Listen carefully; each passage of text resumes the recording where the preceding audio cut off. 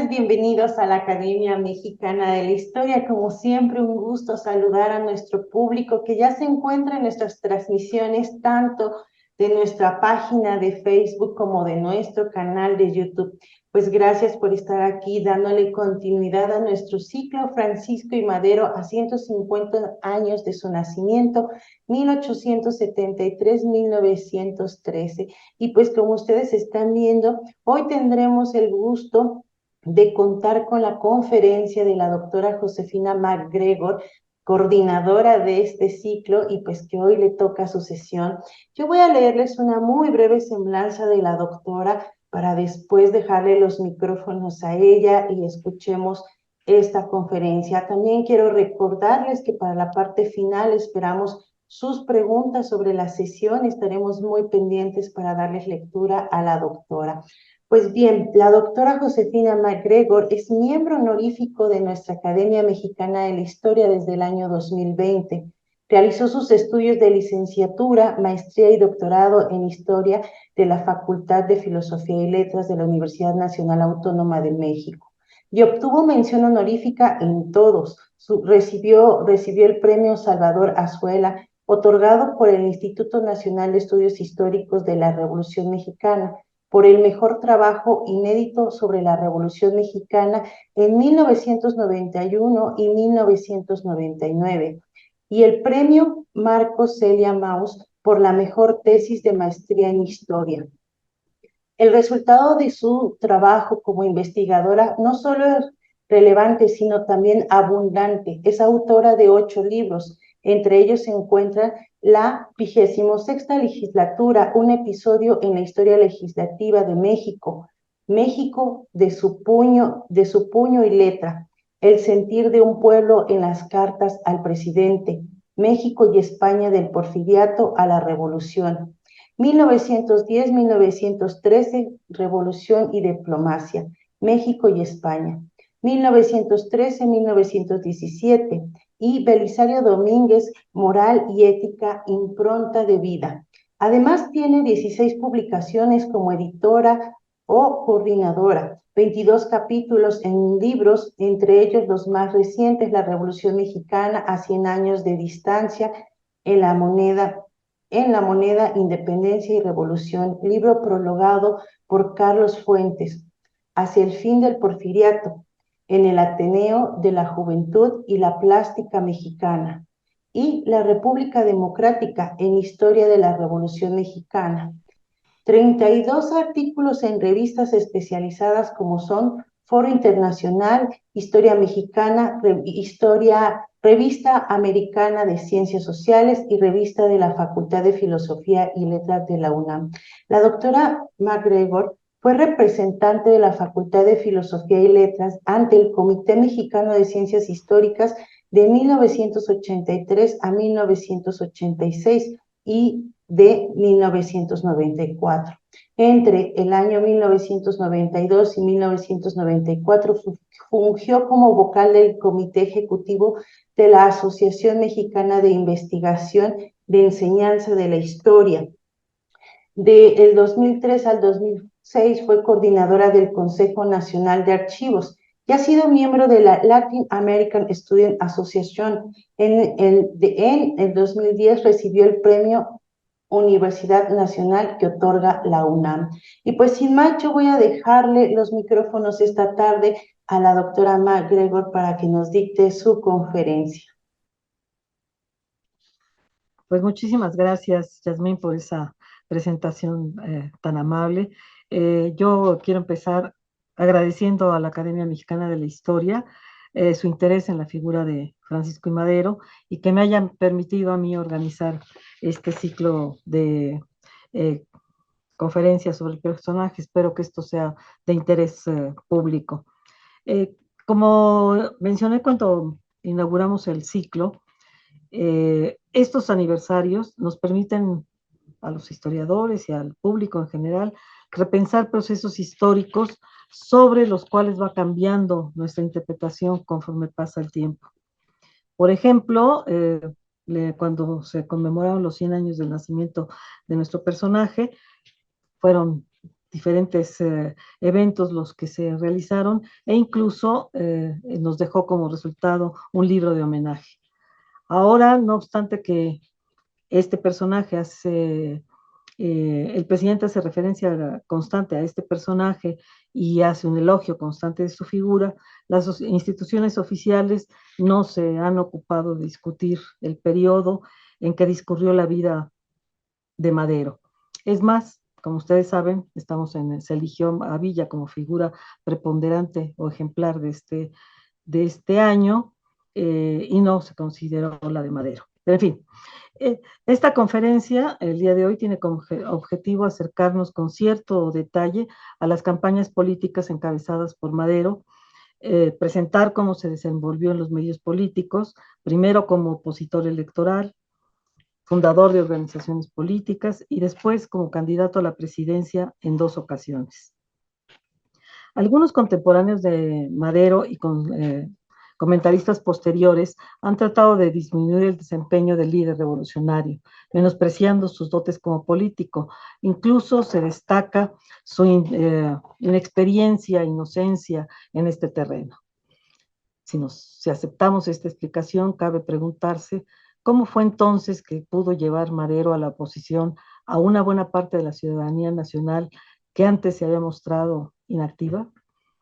En las 2 sesiones anteriores, en este ciclo, los conferencistas nos ofrecieron primero una visión amplia de Madero y una reflexión ética sobre su actividad, y después el contexto económico nacional e internacional en el que se desarrolló la familia Madero para constituirse en una pudiente familia del noroeste del país. Voy a iniciar, me parece pertinente, con unos datos biográficos sobre Madero antes de entrar de lleno al tema. Voy a acompañar mi charla con una presentación.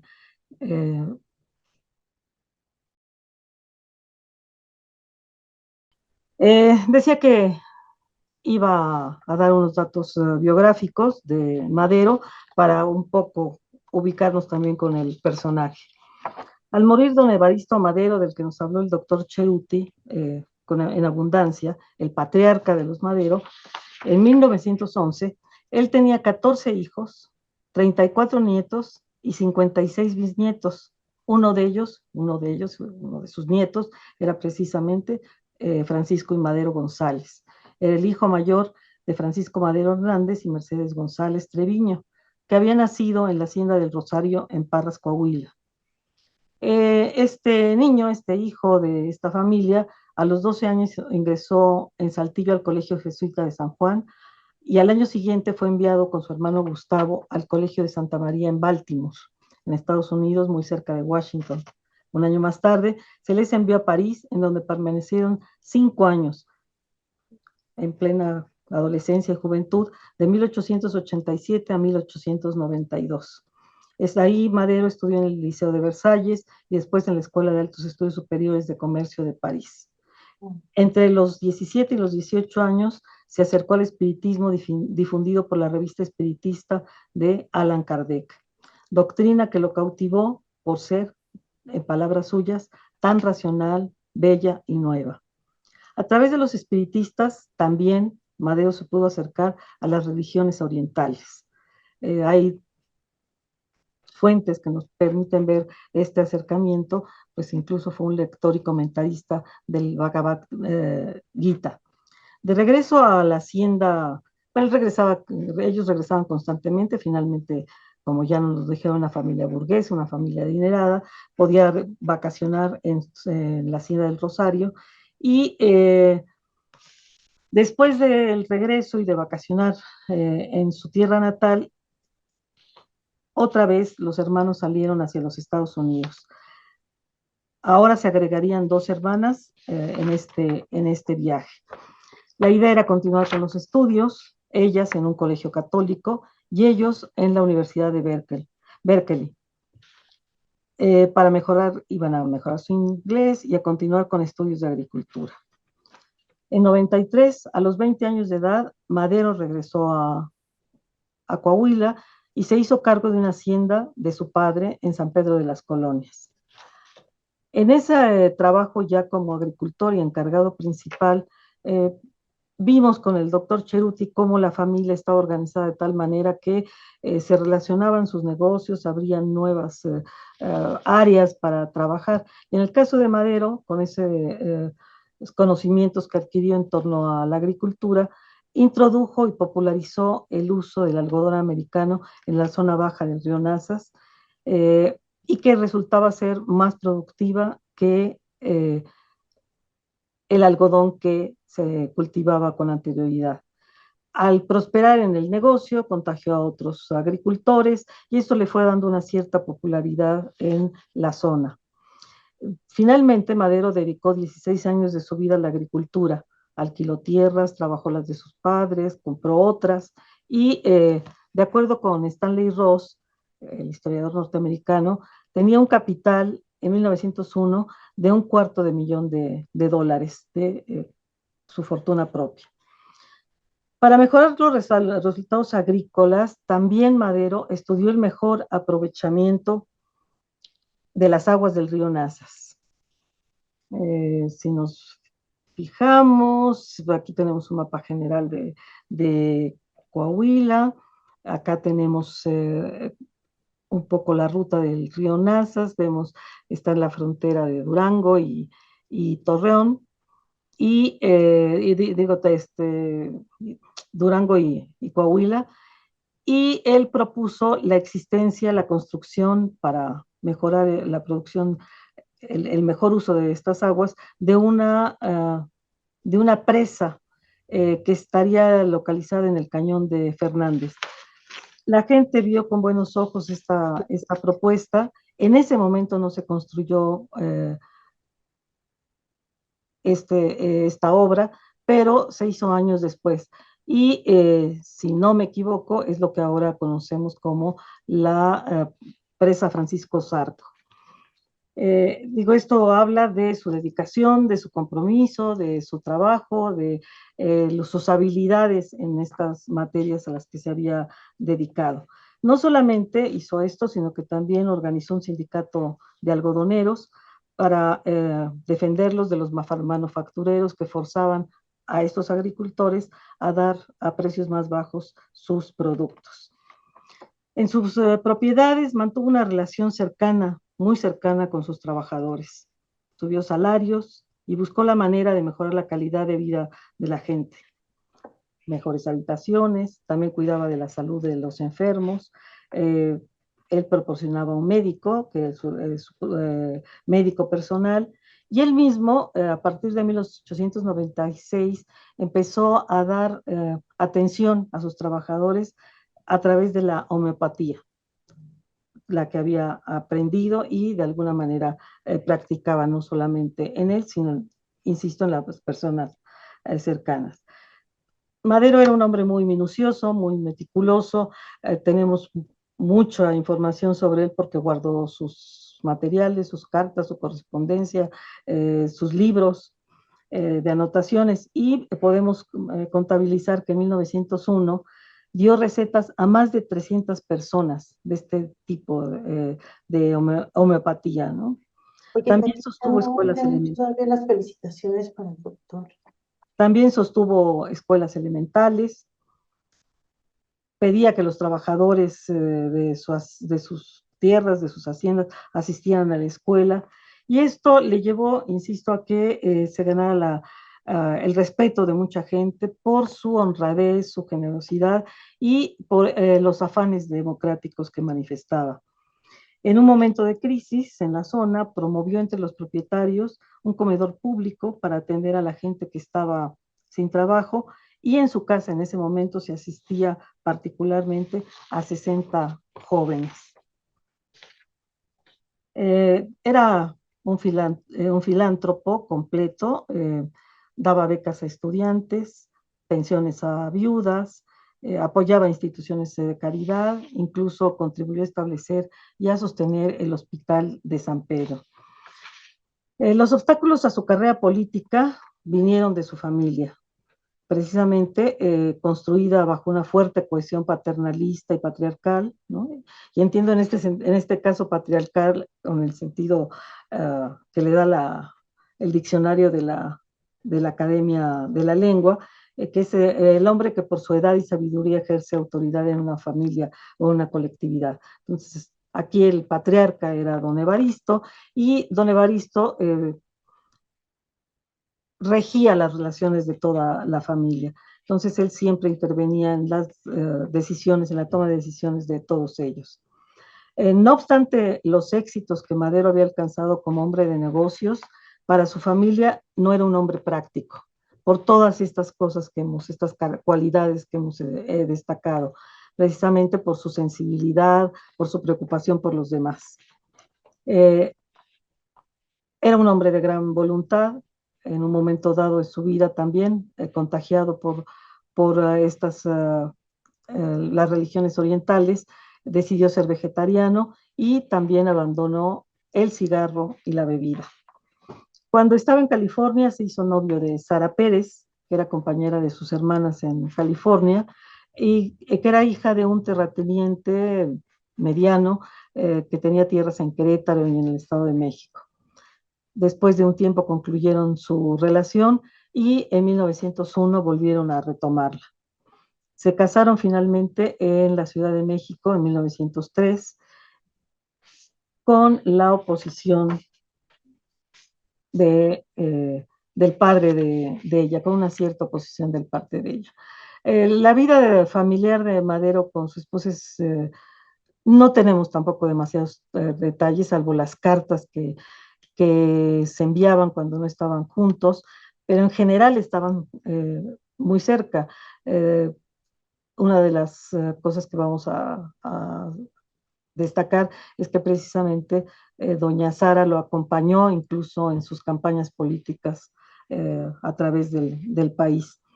Entonces era una familia muy unida, compartían muchas inquietudes y muchas preocupaciones, eh, estos intereses en los que pensaban en los demás, ¿no? Madero continuó sus prácticas espiritistas al lado de sus tareas de agricultor y sus compromisos como hombre de familia. El espiritismo dejó de practicarlo Madero en el momento que entró a la vida política. Es el momento que deja un poco de hacerlo, no porque abandone las creencias en este sentido, sino porque ya no tiene tiempo de dedicarle al espiritismo, en fin, para trabajar con ellos, aunque también puede apreciarse que sigue colaborando, sigue apoyando, a veces dando conferencias, a veces con apoyo económico a las organizaciones espiritistas con las que tenía vínculos. En su pensamiento desinteresado y preocupado por el bienestar de los seres humanos, fue el que lo llevó a la política. Se piensa que la disolución a balazos de una manifestación liberal en Monterrey el 2 de abril del 1903 lo conmovió, así que para 1904 Madero participó en las elecciones municipales. Eh, Algo que se ha destacado, no es ninguna novedad, es que Madero estaba fuertemente influido por las ideas políticas democráticas, tanto de Estados Unidos como de Francia, los lugares en los que había vivido. Entonces, el apreciar que desde el gobierno del Estado se atropellaba una manifestación pública, parece ser que es algo que detona su participación en la política, en un deseo de cambiar las cosas y hacer a un lado todo ese autoritarismo. En este talante decidió participar en 1904, como decía, en las elecciones municipales. Eh, en esta participación me estoy deteniendo de alguna manera en algunos detalles para insistir en que hay una práctica constante de él de ciertas maneras de hacer política, es decir, tiene una idea como muy clara, muy bien establecida, muy armada, muy articulada de lo que se propone. Entonces, él hablando con la gente de la zona, deciden que hay que proponer un candidato, a ese candidato hay que imponerle un programa y poder, en fin, poder colaborar en el ámbito democrático. Al año siguiente, en 5, viene una elección de gobernador en el estado que le da la oportunidad de insistir en estos temas y esto es todavía más importante porque se trataba de la reelección del gobernador Miguel Cárdenas, que era un hombre muy cercano al gobernador de Nuevo León, Bernardo Reyes, el general Bernardo Reyes. Entonces, eh, se juntan estos dos procesos y este grupo se fue haciendo más amplio. De el municipio pasó a otros municipios discutiendo sobre las libertades políticas que habían sido conculcadas por el porfiriato. En estas circunstancias, Madero fundó el Club Democrático Benito Juárez, que tuvo a Madero como presidente y siguieron promoviéndolas a lo largo del estado. La idea era, a través de estas organizaciones locales pequeñas, promover una convención, una reunión en donde se eligiera a los candidatos. Madero hizo campaña a lo largo y ancho del estado, también publicó un periódico, entonces lo vemos como activo promotor de periódicos, y se inició él mismo como escritor político. En estos escritos de Madero lo que vamos a encontrar y a conocer es su profunda confianza y fe en la democracia y los beneficios que ésta podía otorgar a los individuos. No fue muy, bueno, la campaña en el estado no fue demasiado exitosa porque en esta promoción de clubes hubo una división. Unos promovían una candidatura, la que apoyaba a Madero con su club Benito Juárez, que era de Frumencio Fuentes, eh, mientras que había otra propuesta eh, que planteaba el apoyo a un corralista. De hecho, Frumencio Fuentes es el corralista y Madero proponía a Dionisio García Fuentes. Para que veamos esta práctica, más de 100 delegados eligieron finalmente al primero de ellos, a Frumencio Fuentes, perdiendo el Club Benito Juárez su propuesta. Eh, de cualquier manera le propusieron un programa que el candidato rechazó en cuanto a lo que se refería al principio de no reelección y a pesar de estas diferencias fueron unidos a, la, a la votación. El día de las urnas, el día de la votación, las urnas estaban controladas por los representantes de gobierno y estos estaban protegidos por la policía. A final de cuentas se pudieron ganar algunos lugares para el Congreso local, pero la Junta de Escrutinio rechazó estos triunfos y lo que siguió a continuación fue la represión. Incluso se dio en este momento, tan temprano como 1905, una orden de aprehensión contra Madero que el gobierno central detuvo. Eh, Finalmente, era una familia de una excelente posición económica con la que el régimen porfiriano no quería tener problemas. Ya habían tenido desavenencias políticas en los años 80, cuando don Evaristo había sido gobernador, y entonces se les había permitido toda la libertad para su desarrollo económico y no querían tener tampoco problemas con él. Entonces, se detuvo esta orden de aprehensión. En ambas elecciones, en la municipal y en la estatal, el fracaso fue el resultado. Ganaron los candidatos oficiales, pero como respuesta a estas derrotas, se inició una preparación detallada y concienzuda para las elecciones presidenciales. Es decir, la enseñanza que Madero obtenía de esta experiencia es que nada se podía hacer desde las poblaciones pequeñas, habría que participar en la elección o en las elecciones federales. Madero invitó a que los clubes se mantuvieran trabajando. Él insistía también en este momento que no se debería usar la violencia, que era algo que ya propugnaba el Partido Liberal para ese momento, sino que había que seguir todos los medios pacíficos que se pudieran utilizar y que esto no lo hacían por miedo, sino que por principios era el respeto a usar medios pacíficos. Las medidas tomadas por Madero fueron diversas a lo largo de los siguientes 5 años.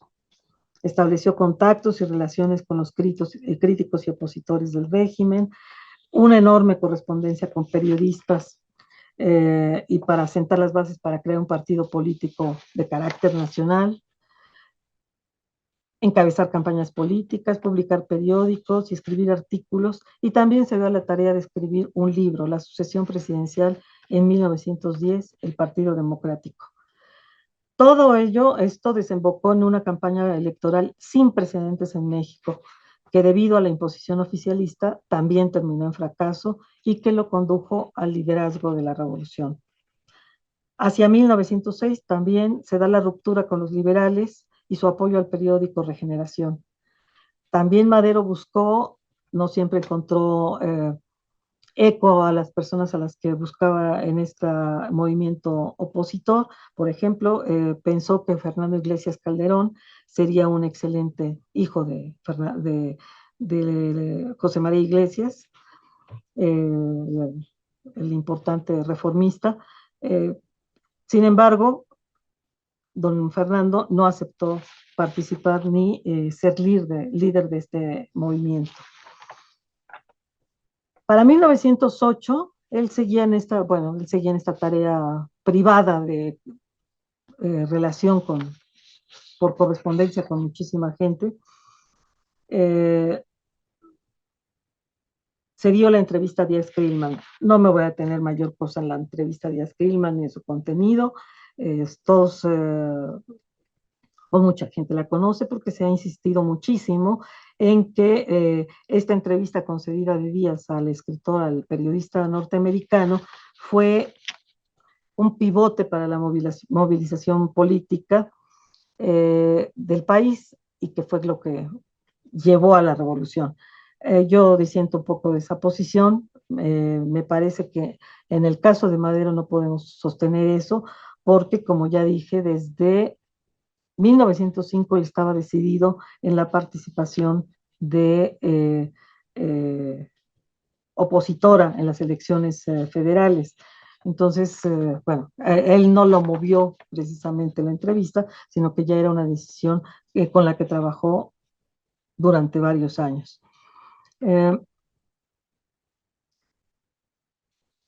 Ese mismo año, en 1908, aparecieron publicaciones con análisis políticos y sugerencias para mejorar la situación, debido precisamente, eso sí, a la entrevista. Esa entrevista en la que Díaz planteaba que vería con buenos ojos la organización política de los mexicanos y que vería con buenos ojos la aparición de organizaciones políticas, bueno, dio pie a que aparecieran algunos folletos. Y Madero, a su vez, se dio a la tarea de preparar su libro. Para el mes de octubre de 8, Madero y Filomeno Mata, el importantísimo periodista, director del Diario del Hogar, acordaron publicar una carta abierta en la que le preguntarían a Díaz, perdón, si realmente se retiraría de la vida política como había ofrecido en la entrevista. La respuesta fue que este solo había sido un deseo personal de Díaz, pero que en realidad él aceptaría lo que la voluntad del pueblo le impusiese. En fin, Madero siguió con su tarea de elaborar su libro. Sabemos que solicitó libros, a la Ciudad de México para apoyarse, eran obras de historia universal, de historia de México, pues quería sustentar sus opiniones en un conocimiento de alguna manera sobre esta disciplina.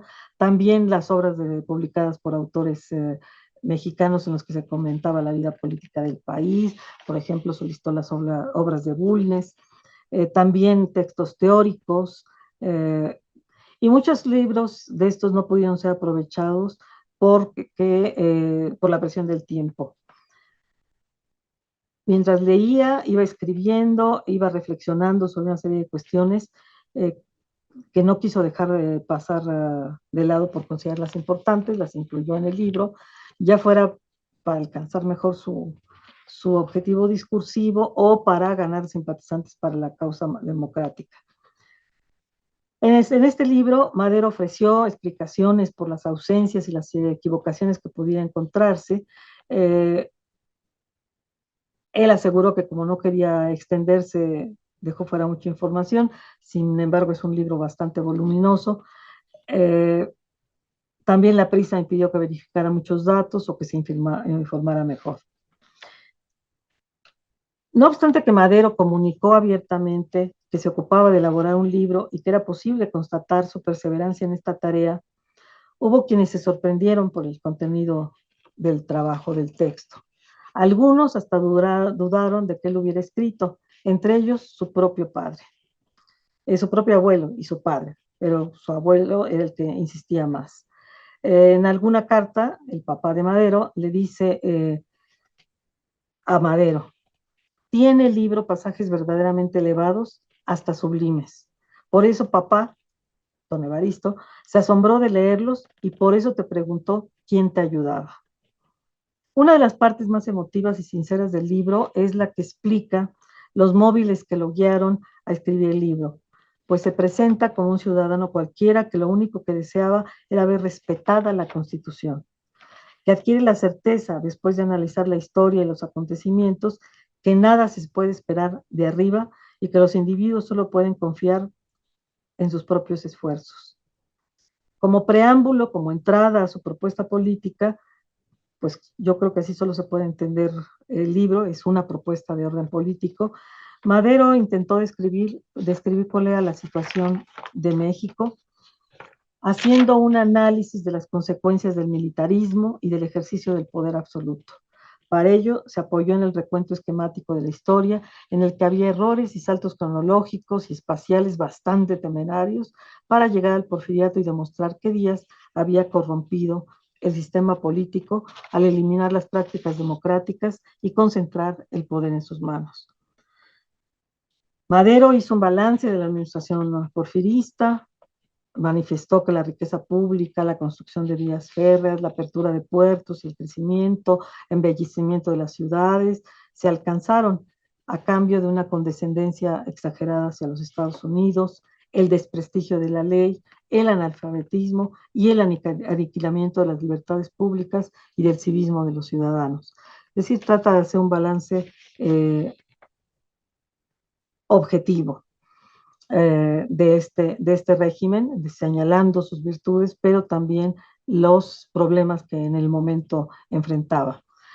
También Madero le da un espacio amplio al análisis del poder absoluto, cómo se manifestó esto en la antigüedad, en los países asiáticos y en la Europa antigua, para destacar cómo se desenvolvió en México.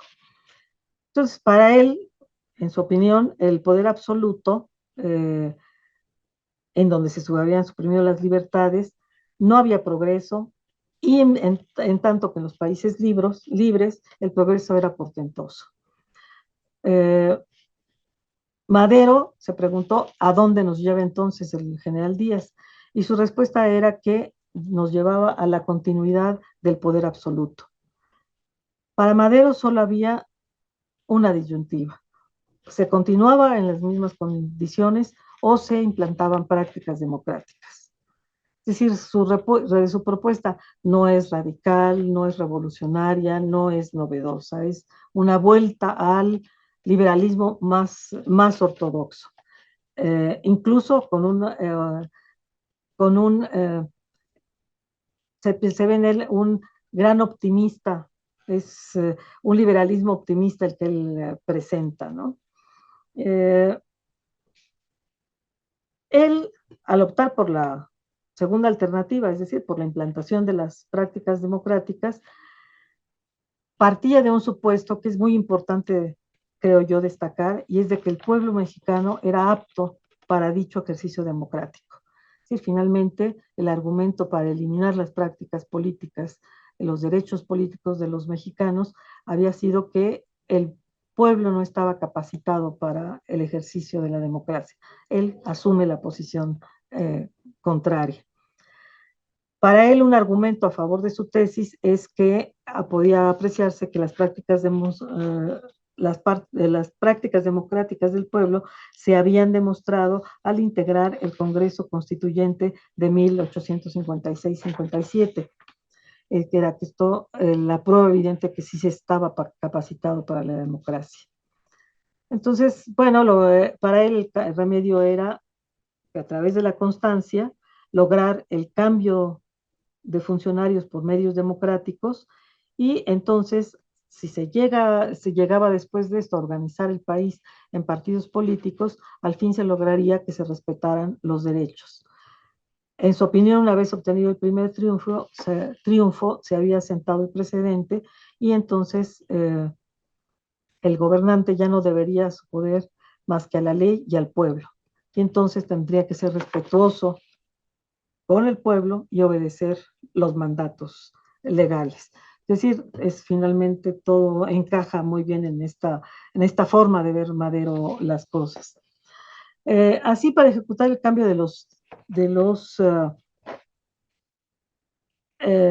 las circunstancias que estaban viviendo en ese momento, no tengo aquí una edición que no les pasé en su momento del libro. De hecho, él le puso al libro la sucesión presidencial en 1910, el Partido Nacional Democrático, eh, que era como quería llamar a su partido, pero otra organización política se le adelantó, se le puso ese nombre, entonces a él no le quedó más remedio que buscar otro, y fue cuando pensó en el Partido Nacional Antireeleccionista. El libro tuvo tal éxito que muy pronto se realizó una segunda edición.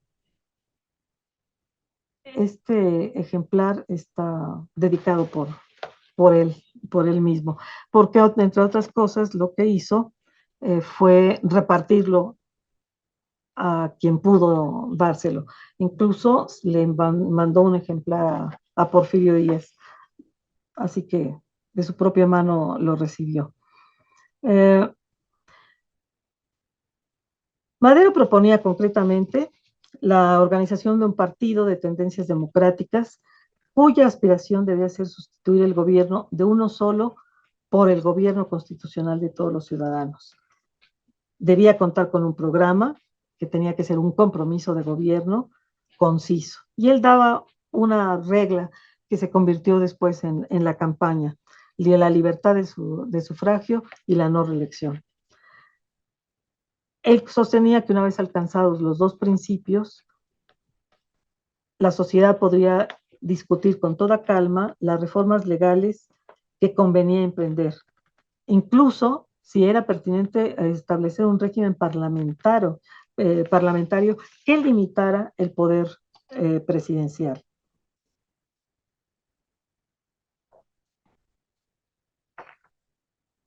En todo caso, para Madero, los partidos políticos, el juego partidista era muy importante, pues eran los que podrían dar cauce a las aspiraciones populares.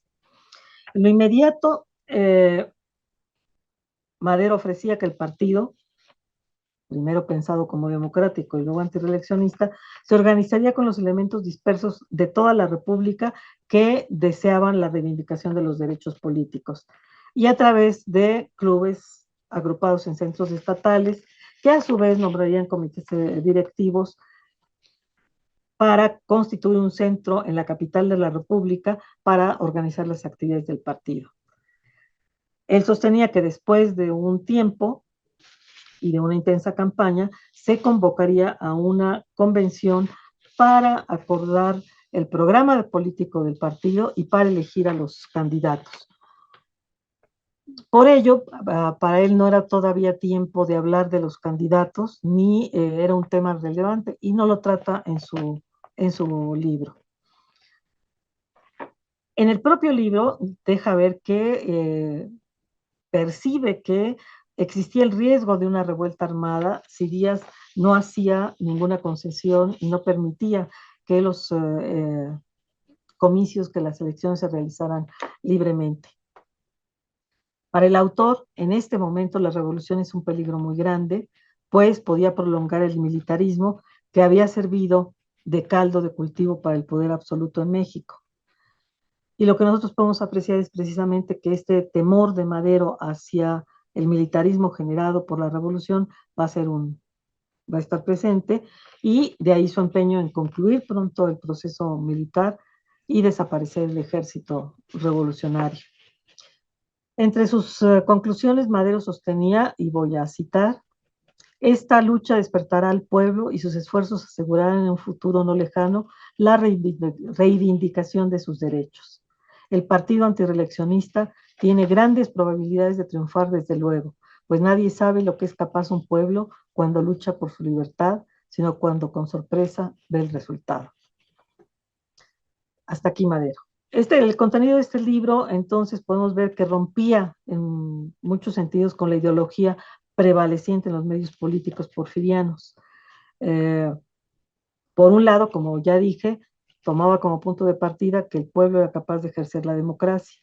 Por otro, Madero hacía una fuerte crítica a la carencia de libertades, al mismo tiempo que reconocía el desarrollo económico alcanzado. Por último, proponía la organización del partido que aglutinara los sectores medios. Él está pensando muy particularmente en los grupos medios y urbanos, de manera muy particular, que desde las fuerzas inconformes se movilizarían para lograr organizar a la ciudadanía. Con esto insistía, promovería el juego de partidos que respondiera a los diversos intereses e ideologías. Así Madero no solamente pensaba en la existencia de su partido, sino en la aparición de diversas agrupaciones que representaran los diferentes intereses de la sociedad. Yo creo que cabe destacar que, no obstante que era una gente que había acudido a instituciones superiores de educación, Madero no era ni un intelectual, ni un académico. eh, Sin embargo, sus observaciones son de carácter ciudadano, y con esto quiero decir que son comprometidas con la práctica política. Eh, esta apreciación cívica de la sociedad que vive le permitieron precisamente integrar en un libro la propuesta y un análisis muy importante del porfiriato. El libro se distribuyó con mucho éxito, como decía, muy pronto salió la segunda edición, y paralelo a esta emisión, de la elaboración y emisión del periódico, del libro, perdón, también se dio la propagación de la campaña reyista, es decir, dentro del grupo político del porfiriato hay una escisión, hay la división en los que apoyan al general Bernardo Reyes, gobernador de Nuevo León, y los que apoyan a Ramón Corral, integrante de ese grupo político de amigos conocido como los científicos. Como todos sabemos, Díaz se inclina por Corral, y el general Reyes tiene que abandonar tanto la gubernatura del estado como el país, y sale en una comisión hacia Europa. Y deja a un grupo de gente, eh, de seguidores suyos, sin candidato para las elecciones. Finalmente, la propuesta, insisto, no, de Madero no era novedosa, pero sí, difícil de alcanzar. No obstante, en pocos meses logró crear una amplia red de clubes antirreeleccionistas, para lo que sirvió precisamente toda esa campaña de correspondencia que tuvo y ese contacto que estableció con periodistas de oposición, y se establecieron clubes reeleccionistas en las principales ciudades del país. En en estos clubes participaron numerosos intelectuales, profesionistas, algunos obreros, sobre todo el grupo de Puebla, encabezado por Aquiles Cerdán. Eh, y yo quisiera insistir que fue una campaña para nada improvisada. eh, Tenía como bases esta campaña sostenida a través de la correspondencia, pero también a través de la prensa. Eh, Madero no solamente fundó el periódico que hablábamos en el norte, sino que apoyó a otros periódicos para que estuvieran publicando o atendiendo este tipo de cuestiones de carácter político. Me parece que la campaña realizada en este momento por Madero debe dividirse en dos etapas. En la primera, que va de febrero de 1909 a abril de 1910, decidió recorrer personalmente buena parte del país con el objeto de fundar clubes políticos en las principales ciudades, con las personas reconocidas por su independencia. La segunda etapa, después de la convención en la que se fundó el Partido Nacional Antirreeleccionista y se designaron candidatos, se realizó a partir del mes de abril de 10 y hasta junio de ese mismo año, cuando fue aprendido Madero en Monterrey y trasladado a la ciudad de San Luis Potosí para ser encarcelado. Esta es la primera ocasión, y quiero insistirlo mucho, que en México un candidato presidencial realizó una campaña en toda forma, como venía haciéndose en países como Estados Unidos. A la realización de mítines y el desplazamiento por el territorio se agregó la prensa como un instrumento para exponer ideas y propuestas. Madero fundó y patrocinó varios periódicos: El Demócrata en San Pedro de las Colonias, Nueva Era y El Antireeleccionista, que dirigió José Vasconcelos, entre otros. Posteriormente, cuando el reyismo se quedó sin candidato, México Nuevo se unió a esta campaña. Entonces tenemos las primeras giras. eh, Vemos aquí marcado cómo va hacia Yucatán y regresa a la Ciudad de México. Eh, esta campaña, en general, se une a la nueva campaña electoral estatal en Coahuila, porque bueno, era el momento de volver a reelegir a Cárdenas o cambiar de candidato. En este caso se cambió porque, como les decía, Cárdenas era un hombre del general Reyes. En este momento ya está en desgracia el general Reyes, entonces se le sustituye. Eh, el grupo, nada más como anuncio, este grupo independiente de Coahuila va a proponer a la gubernatura de Coahuila a Venustiano Carranza. Entonces, también hace la campaña dentro del estado. Y luego tenemos otra gira, esta que está marcada de diciembre de 9 al 19 de enero de 10, en donde lo vemos recorrer hacia Oaxaca, hacia el centro del país, hacia Jalisco, a Guadalajara, Mazatlán, a Culiacán, llega a Hermosillo, llega a Ciudad Juárez, para regresar a Coahuila. Desde luego, lo que él va a aprovechar de manera pues generosa y con mucho carácter práctico es el ferrocarril. Él va a acudir a los lugares donde hay esta posibilidad de movilizarse. Y tenemos la última antes de la realización de la convención del grupo, que se queda en la parte centro del país, ¿no? Durango, Zacatecas, Aguascalientes, Guanajuato, para ir a la Ciudad de México. Esta es la primera etapa. Los discursos que Madero pronunciaba en esta movilización tenían una estructura más o menos homogénea, mediante la cual se pueden ver los temas que abordó.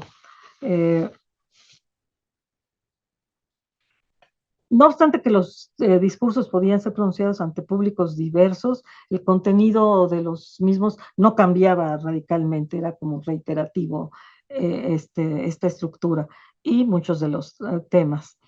Eh, La estrategia, pues, era animar a la gente a ejercer sus derechos arrebatados por el gobierno de Díaz. Entonces, en ese sentido, eh, pues tuvo mucho éxito. A ver, déjenme ver si tengo. Acá está, el mapa del recorrido que hizo Madero. Como ven, fueron pocas las entidades que no se tocaron en este tiempo. Y si lo vemos, pues son a las que no se podía llegar fácilmente a través del ferrocarril. Finalmente, la reunión antireeleccionista se realizó en la Ciudad de México, del 15 al 17 de abril. Llegaron más de 200 delegados de diferentes puntos del país y se registraron credenciales, en fin, todo lo que se estila en estos casos. Se eligió mesa directiva y se establecieron reglas y procedimientos. Paralela a esta asamblea, Madero aceptó la mediación del gobernador de Veracruz, Teodoro Deza, para entrevistarse con Porfirio Díaz. Él todavía tenía la idea de que, hablando con Díaz, podía aceptar, y debido al éxito de su organización, podía aceptar que se eligiera libremente al vicepresidente y que quedara en la presidencia él. Porfirio Díaz no aceptó este, ningún acuerdo, no dio ninguna concesión. Entonces la convención siguió su rumbo, su camino. Eh, Madero, en este caso, era un hombre que buscaba acuerdos, eh, tenía cierta flexibilidad para eso, pero también era un hombre que, una vez que tomaba una decisión, era muy difícil que la abandonara, a menos que ya se le demostrara que estaba en un error. Eh, bueno, después de esta imposibilidad de acordar nada con Díaz, pues se veía que sí era posible que hubiera muchas represalias, eh, y que tenían que estar preparados para cualquier eventualidad. A ver, el programa que organizaron en el Partido Antireeleccionista planteaba como sustento fundamental la Constitución, la bandera de la Constitución, desde la Constitución como bandera para sus tareas.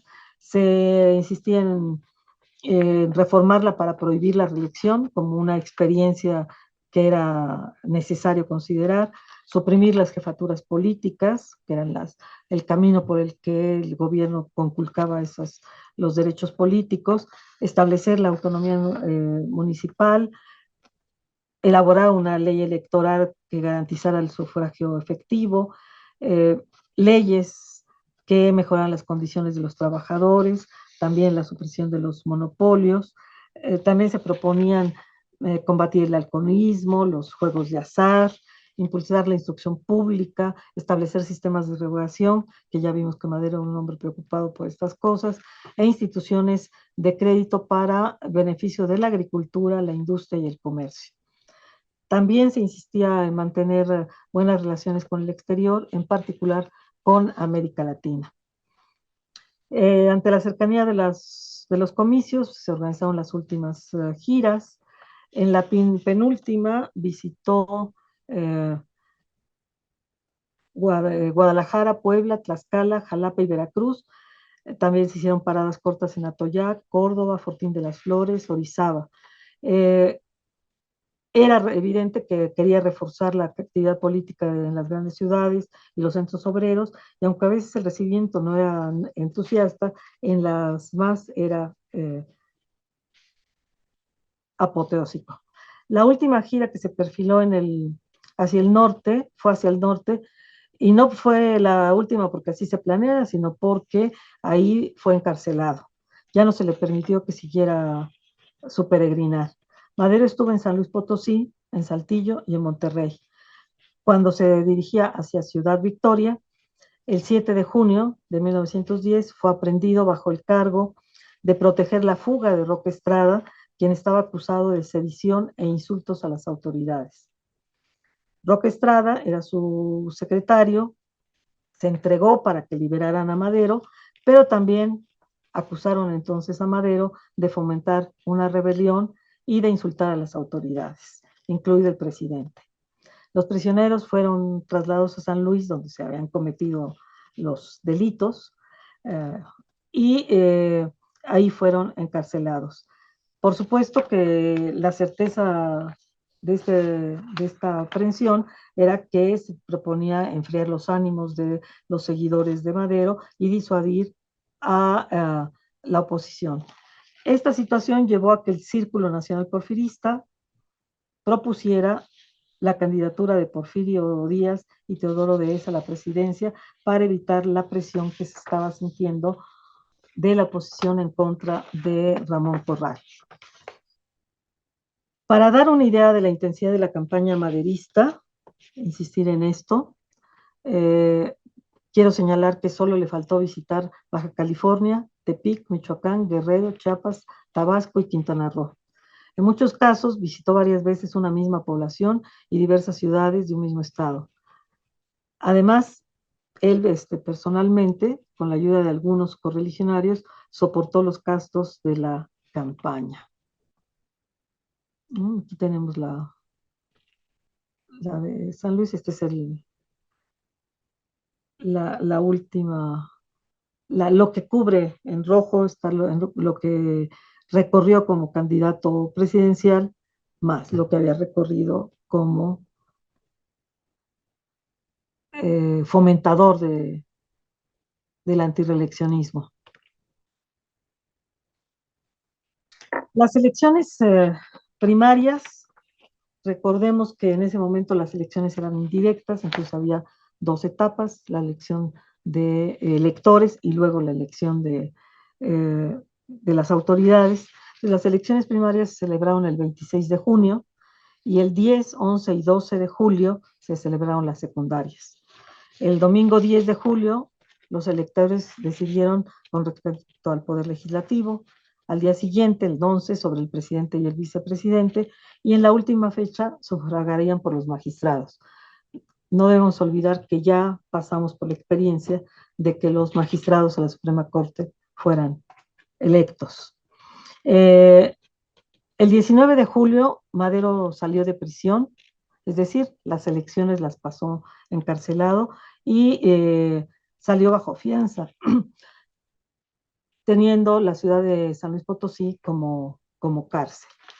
Para el 21 de septiembre, el Partido Nacional Antireeleccionista entregó un extenso memorial integrado por 190 expedientes para denunciar todos los atropellos sufridos durante las elecciones, amenazas, aprehensiones, cierre de periódicos, cateos, deportaciones a Quintana Roo, violaciones al libre ejercicio del voto y a la ley electoral y la instalación indebida de las casillas.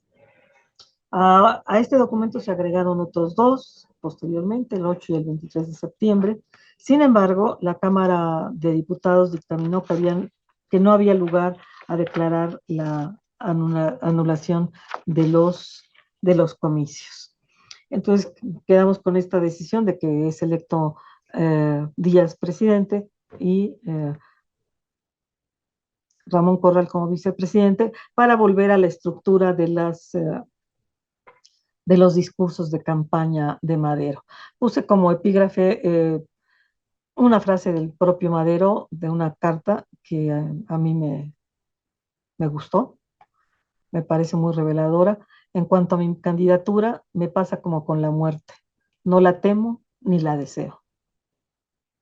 En fin, la estructura generalmente, lo primero que se hacía era señalar las condiciones políticas locales, advertir las precarias condiciones del régimen, a hacer referencia a las elecciones del 10, a alabar los principios democráticos como importantes para el cambio, la promoción de respeto a la Constitución, a la legalidad, invitación para participar en actividades políticas, la explicación de los procedimientos electorales ante reeleccionistas y ya entre diciembre de 1909 y enero de 1910 se agregó otro elemento que era insistir en las características que debía tener el candidato del Partido Nacional antireeleccionista. Generalmente era hablar de un hombre honesto, un hombre valiente, un hombre patriota, eran como las características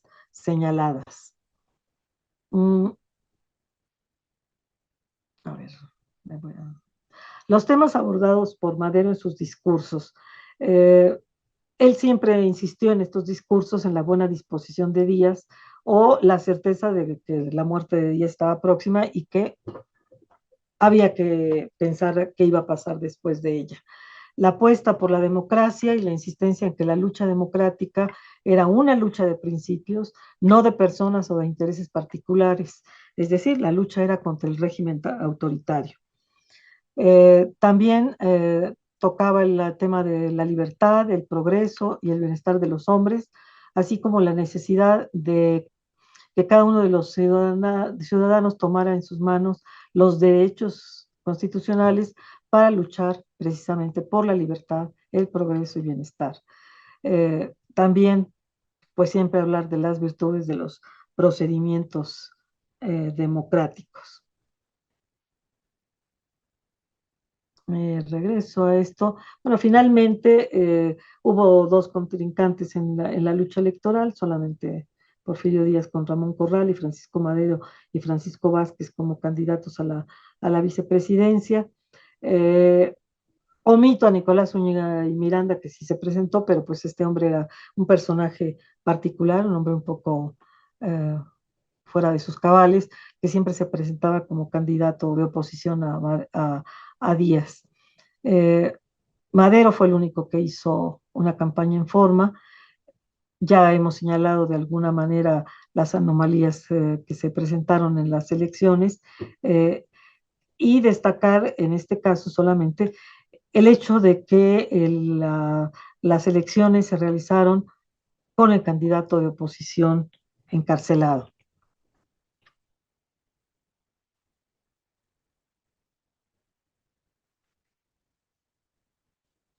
Hay algo raro. A ver, la relevancia de la campaña maderista. Me parece que es la modernización de la actividad política. Es decir, no, insisto, no es la novedad ni la radicalidad de las propuestas, sino el intento de modernizar la actividad política en ese momento, fundar un partido, que en México no teníamos partidos políticos permanentes hasta ese momento, con pretensiones electorales, pero no personalistas, insistir en la existencia de órganos de difusión de las ideas políticas de los partidos a través de los periódicos, eh, el hecho de establecer campañas formales para ganar adeptos, mítines, discursos, carteles, volantes, manifiestos, publicaciones, es decir, toda esta parafernalia que se crea con las campañas y que ahora a veces nos quejamos de ella, pero que en ese momento no existían. También el insistir en que el voto es un derecho y una obligación de los ciudadanos y la cobertura espacial de su campaña, que por primera vez recorre la mayor parte de la República. Posteriormente, la campaña que realizó Cárdenas, que fue todavía más intensa que esta, hizo que se perdiera de vista la campaña maderista, pero creo que tenemos que recordar la importancia de esta primera.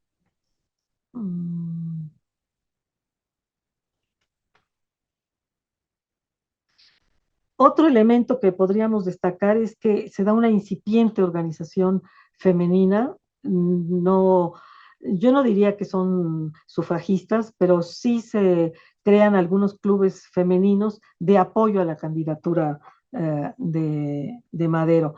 Y la presencia permanente de su esposa quizá ayudaba a que las mujeres tuvieran confianza en que Madero atendería la posición de las mujeres.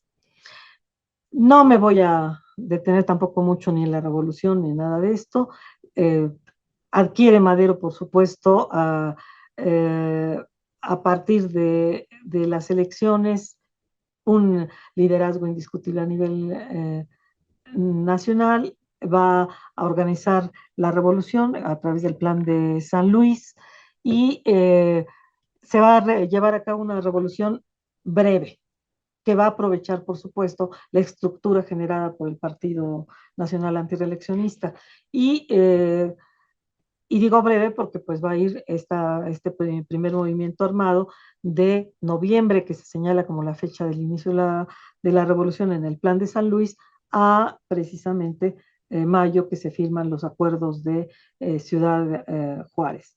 Entonces, Madero va a tener que ir con estas dos cosas sobre sus hombros. Por un lado, ese liderazgo y por otro lado, con ese programa que ya eh, no es tan amplio como se podía suponer a partir de la convención del Partido Antireeleccionista, sino que lo acota el plan de San Luis y los acuerdos de Ciudad Juárez.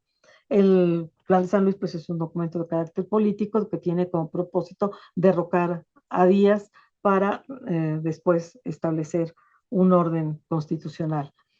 Eh, ya desde este momento, en el momento del triunfo, se veían venir algunas desavenencias, evidentemente. Eh, unas primeras se presentaron con los que querían una victoria absoluta, los que no querían un acuerdo con el gobierno de Díaz.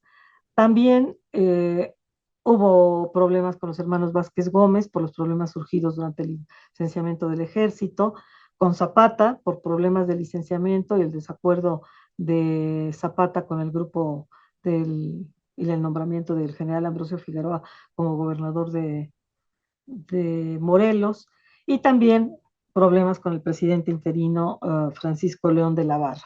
Entonces, esto va a hacer que la segunda campaña sea totalmente diferente a la primera. Madero, aquí lo vemos como líder de la revolución. Esta es una imagen del recibimiento que se le brindó al llegar a la Ciudad de México. Ese edificio que dice Esmeralda, el edificio de la Esmeralda, es en donde está el Museo El Estanquillo ahora. Esta es una grabada de posada sobre la entrada de Madero a Ciudad Juárez. Entonces, él, dijéramos que empieza estas giras de campaña hacia la segunda elección, pues de su viaje de de Ciudad Juárez hasta la Ciudad de México. Ahí un avance lento, tarda una semana para llegar de Ciudad Juárez hasta la capital, es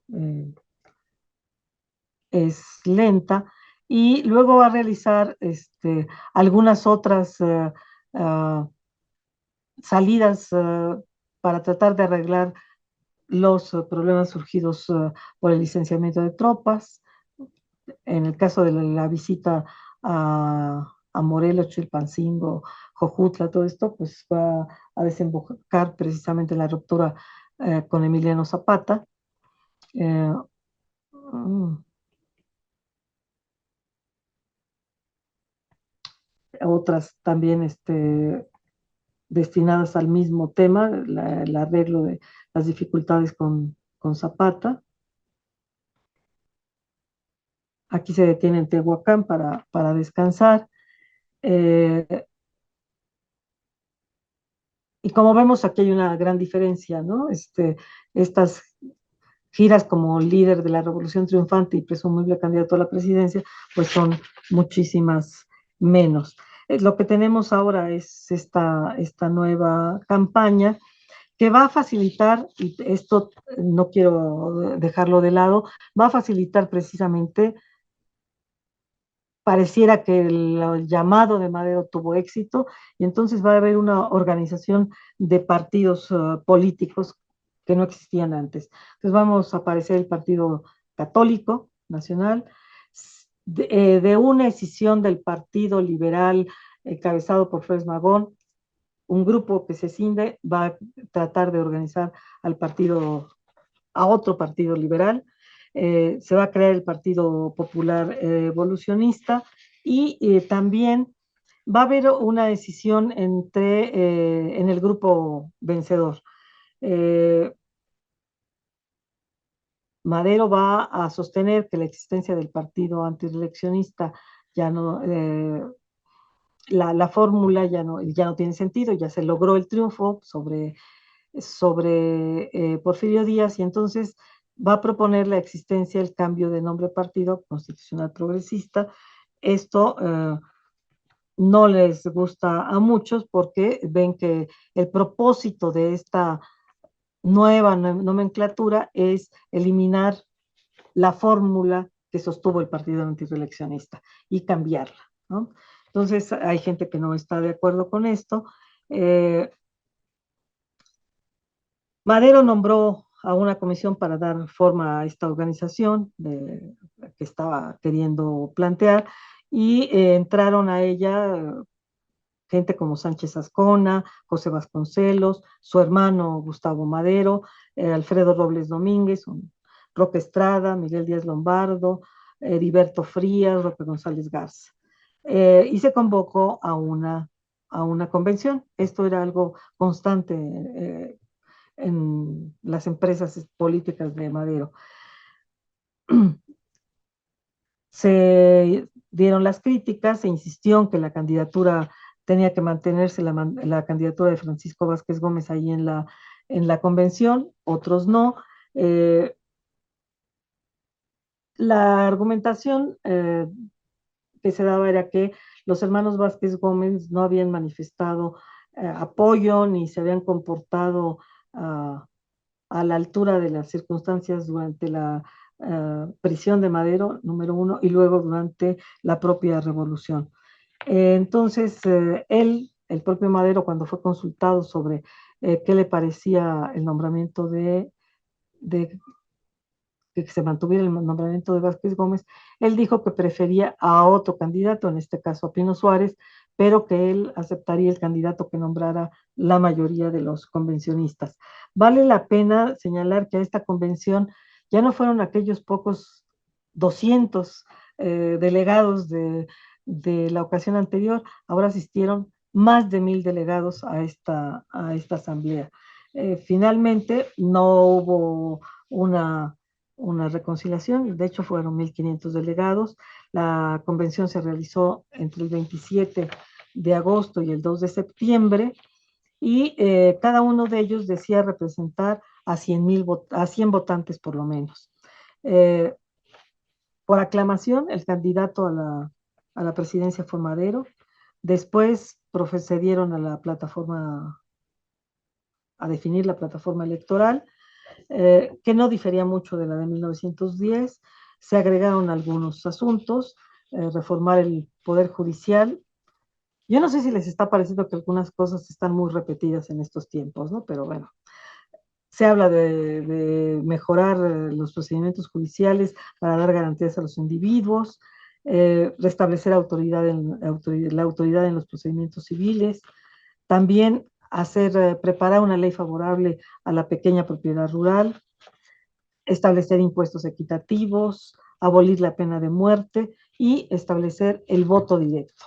Entonces aquí aparece ya la idea del cambio de sistema. Se insistía en el apego a la ley, al respeto a la Constitución, a las leyes de reforma, la libertad de prensa, la mejora y fomento de la educación, la mexicanización de los ferrocarriles, las mejores relaciones con los grupos indígenas y la indemnización a los yaquis y mayas en particular. También abordaron pues este problema de la de la vicepresidencia. Y aquí se dividieron las opiniones. Fueron varios los propuestos. Finalmente quedó Pino Suárez como el electo. Incluso fue tal la hostilidad de los correligionarios, la gente que apoyaba a Vázquez Gómez, que se propuso a Federico González Garza como candidato de conciliación, pero la Asamblea se opuso. Entonces, quedó Pino Suárez como candidato y los vasquistas se rehusaron a admitir la decisión de la convención y mantuvieron bajo su control al Partido Nacional Antireeleccionista. Es decir, se dividió en dos organizaciones la agrupación original. Entonces, en esta campaña, como decíamos, la actividad de Madero no fue tan intensa, pues no había tiempo para realizarla. Es decir, eh, esto empieza a realizarse, a ver cómo se van a realizar elecciones en junio y las elecciones, bueno, se tiene ya candidato para noviembre. Madero toma posesión el 6 de noviembre, es decir, es muy rápida.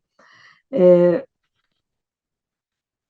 Madero seguía contando con una buena cantidad de simpatizantes, no obstante estas divisiones. Todos los partidos existentes apoyaron la candidatura de Madero a la presidencia. Eso habla de esa presencia que tuvo en este momento. Y solo variaron en las candidaturas a la vicepresidencia.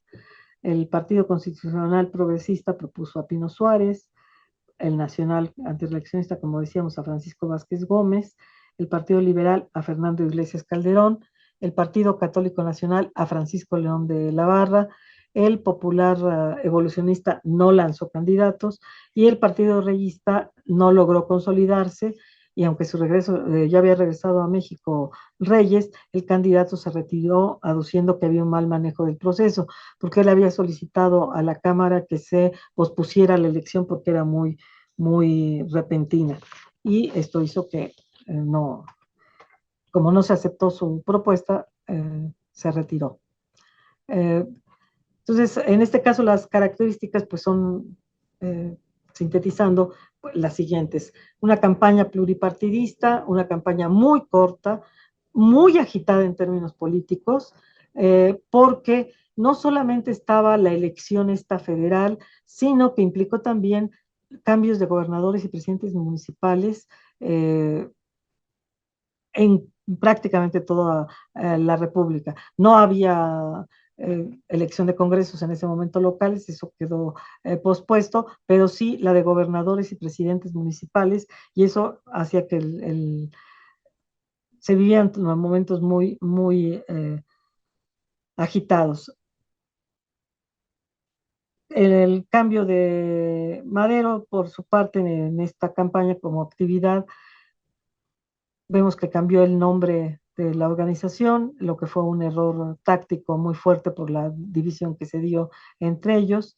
Eh, Hubo muchas agrupaciones políticas de apoyo a Madero, pero divididas en cuanto a la vicepresidencia, y hubo menos participación de Madero en la campaña porque tenía que atender eh, otros problemas suscitados por precisamente la revolución. Entonces, de esta eh, manera, los resultados son, eh, evidentemente, todos sabemos que es famosa esta elección por la cantidad de votos que recibe Madero. Volvemos a recordar que se trata de votación indirecta. La primera votación de presidente directa se realiza con Victoriano Huerta. Vean ustedes nada más qué paradojas tiene la historia. Eh, pero bueno, esta de Madero todavía se realiza de manera indirecta. Durante su gestión se pasa a votación directa y la legislatura que se elige en 1912 bajo su gestión va a ser la primera que se elija bajo voto directo. Es decir, parecería que sería uno de los beneficios políticos de la revolución. Bueno, aquí tenemos los resultados de 20.145 votos de electores, 19.997 fueron para Madero. 99.2 por ciento de la votación fue favorable a él. Y bueno, León de la Barra el punto 4, Vázquez Gómez punto 02 y los otros llegaron a sumar punto 2. En el caso de la vicepresidencia, los resultados electorales son diferentes, hay una mayor distribución de los votos. De cualquier manera, Pino Suárez obtiene 52.8%, León de la Barra el 28.7%, Vázquez Gómez 17.4%, Fernando Iglesias Calderón el punto 9 y otros alcanzan punto 2. Incluso si vemos, eh, hay menos electores para el caso de la presidencia, de la vicepresidencia, que el de la presidencia.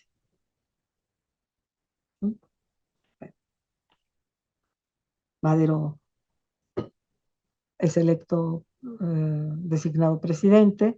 Esta es una imagen del momento en el que llega a protestar como presidente el 6 de noviembre del 11.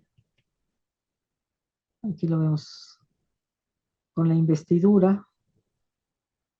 Y con esto yo concluyo esta parte. Sé que me he alargado mucho, pero creo que estamos todavía en tiempo para recibir preguntas. Sé que he dejado muchas cosas de lado, y que quedan por ahí oscuras, pero con mucho gusto podemos platicar de ellas, sus preguntas, sus dudas, sus comentarios.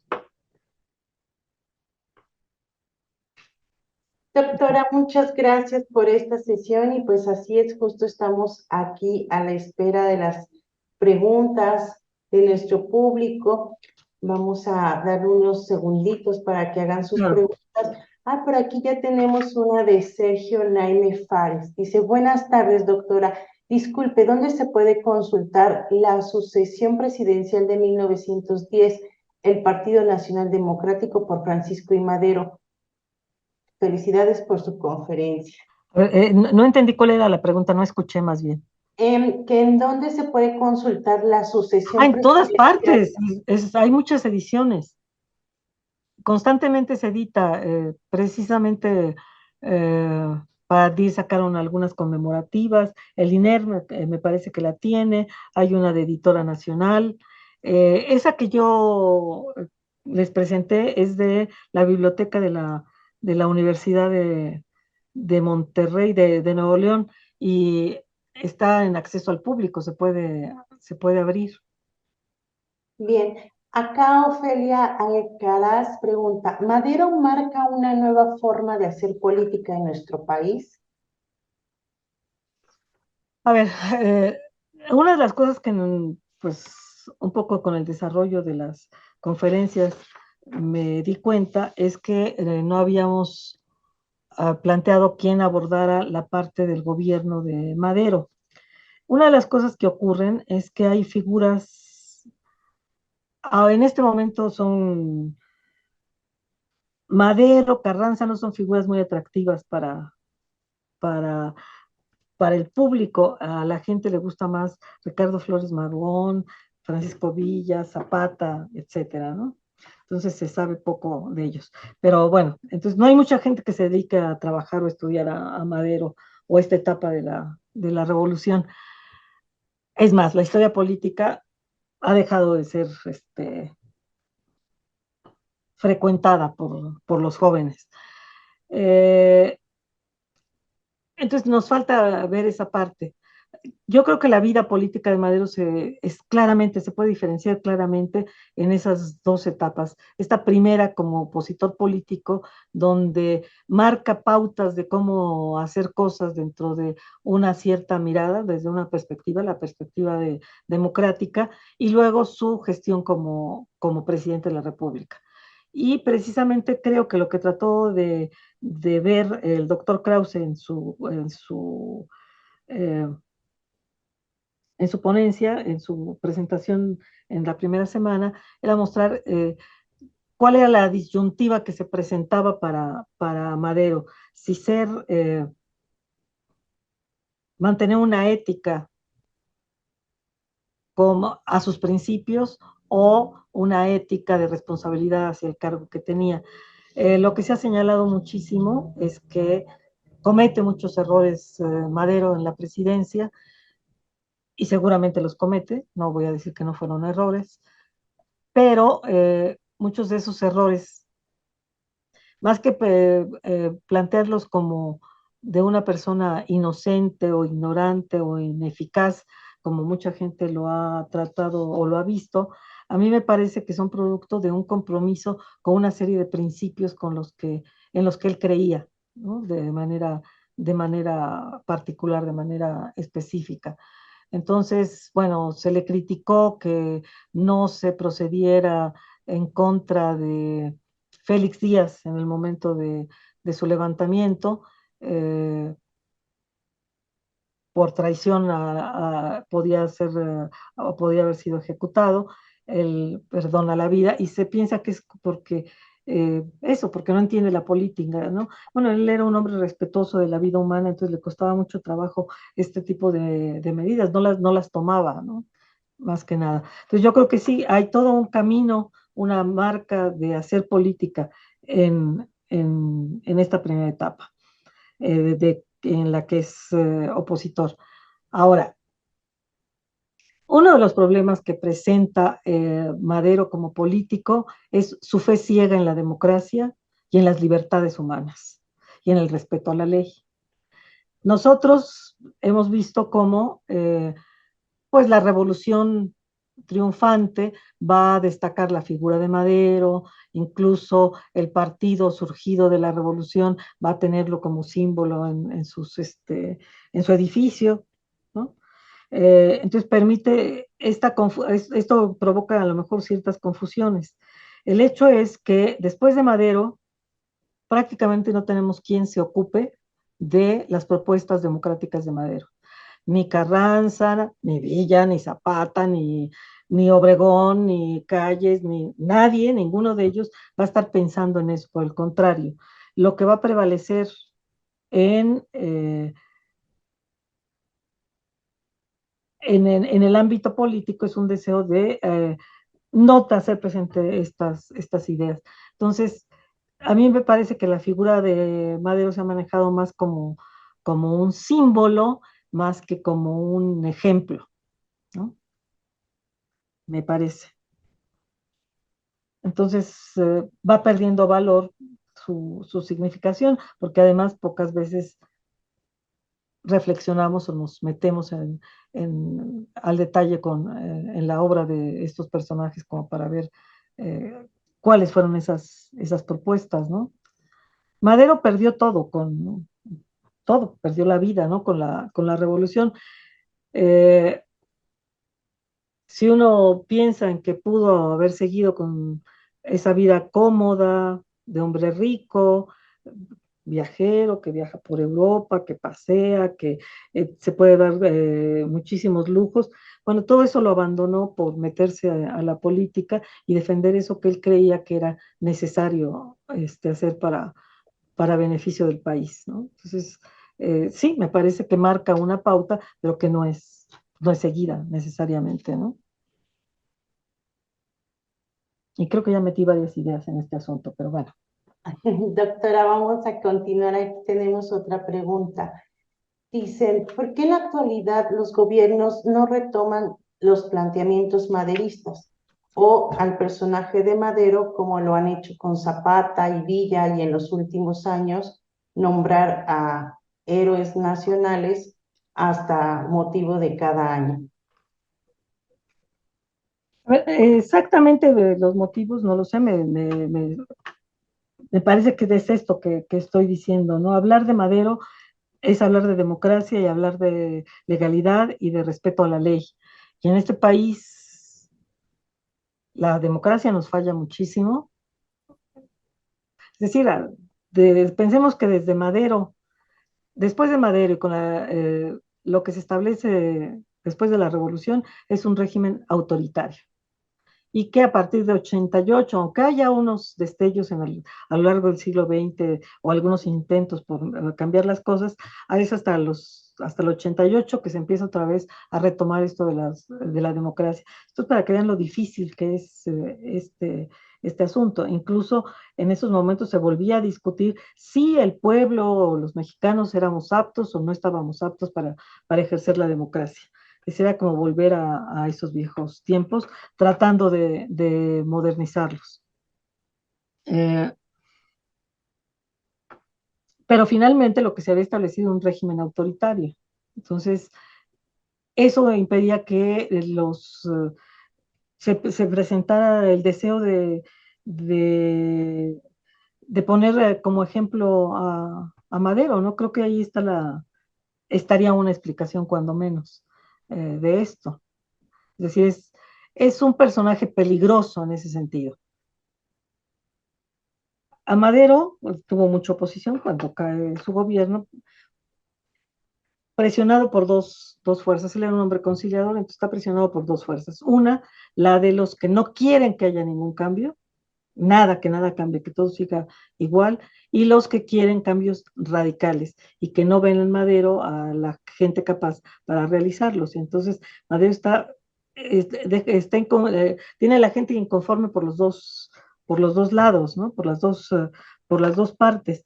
El tema es que siempre él está hablando de principios, de elementos que hay que tener en cuenta de manera permanente. Cuando uno lee el plan de San Luis, se sorprende que es un planteamiento, es una invitación a levantarse en armas, en donde está queriendo Madero, por un lado, normar la revolución, dar reglas, leyes, para que no se altere demasiado el, el orden, y por otro lado, está tratando de evitar que se derrame sangre.